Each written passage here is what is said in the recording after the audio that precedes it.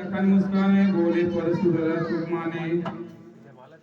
गोसाई, बचपन में तो हमने 500 धनुष तोड़े, किंतु आपने ऐसा तो कभी नहीं किया। परंतु इस धनुष पर इतनी प्रीति क्यों दिखा रहे हो?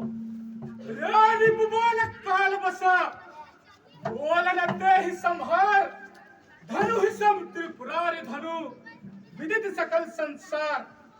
रे राजा के बालक, तू संभल कर वचन बोल।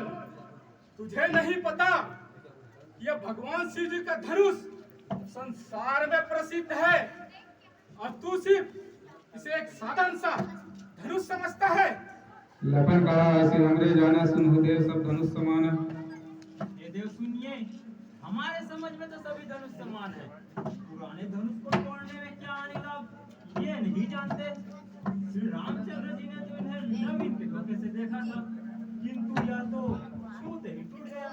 अब इनमें उनका क्या दोष? बालक बोली बधौ नहीं तो ही केवल मुनि जड़ जान ही मोही। बाल ब्रह्मचारी अति क्रोही विश्व विदित क्षत्रिय कुल द्रोही। मैं तुझे बालक जानकर नहीं मारता हूँ। अरे मूर्ख, क्या तू मुझे निरामुरी जानता है? मैं बाल ब्रह्मचारी अत्यंत ही क्रोधी हूँ। क्षत्रिय कुल का शत्रु तो विश्व भर में विख्यात हूँ। अपनी भुजाओं के बल से मैंने पृथ्वी को राजाओं से रहित कर दिया और कई बार उसे ब्राह्मणों को दे डाला है। हे राजकुमार, जैसे लखन बोले मधुवानी अहो मुनीस महाभटवानी।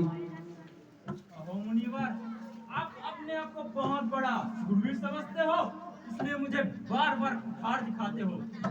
यहाँ पर कुमड़े की बतिया नहीं जो आपके एक तर्जनी उंगली देखकर मुरझा जाए। और धनुष बाण देखकर मैंने अभिमान के साथ कहा है। ब्राह्मण समझकर और जनेऊ देखकर आपने जो कुछ कहा मैंने रिस रोक कर सहा है। देवता ब्राह्मण और हरिभक्त और गाय, इन चारों पर हमारे कुल में वीरता नहीं दिखाते, क्योंकि इन्हें मारने से पाप तथा हारने पर अभ्यास होता है। यदि आप मारे तो भी आपके पैर ही पड़ने चाहिए। करोड़ों वज्रों के समान तो आपके वचन ही है। हार और धनुष मानते आप व्यर्थ में धारण करते हैं। हे मुनि, यदि मैंने कुछ अनुचित कहा हो तो मुझे क्षमा करना। सिख सुनो मद यहू बालकू कुटिल काल बस निज धालकू। भानु बसर राकेश कलंकु निपट निरंकुश अबुध संकु। हे विश्वामित्र सुनो, यह बालक बड़ा ही कुबुद्धि और कुटिल है। यह काल के वश में होकर अपने ही कुल का घातक बन रहा है। यह सूर्य रूपी पूर्ण चंद्र का कलंक है। यह बालक बिल्कुल उद्दंड, मूर्ख और निडर है। अभी क्षण भर में यह काल का ग्रास हो जाएगा। मैं पुकार कर कह देता हूँ, फिर मुझे दोष नहीं देना। यदि तुम इसे बचाना चाहते हो तो हमारा प्रताप बल और क्रोध बताकर इसे मना कर दो। लखन कहे मनुष्य सूरज तुम्हारा तुम ये छत्र को वर्ण न पारा। हे मुनि, आपका श्रेयस कौन नहीं जानता? आपने अपने मुख से अपने श्रेयस का अनेकों बार वर्णन जो किया है। यदि संतोष न हुआ हो तो और कह डालिए। ऋष रोग कर असहाय दुख मत सहिए। आप तो वीर धैर्यवान और शोभ रहित हैं। गाली देते हुए शोभा नहीं पाते। सूरवीर तो रणभूमि में युद्ध करते हैं, अपने आप अपनी बड़ाई नहीं करते। शत्रु को पाकर कायरपुरी से अपनी प्रताप की डींगे मारा करते हैं। मुनि, आप तो काल को हाँक कर बार बार उसे मेरे लिए बुलाते हैं। सुनत लखन के वचन कठोरा फल सुधारे धरे घर घोरा।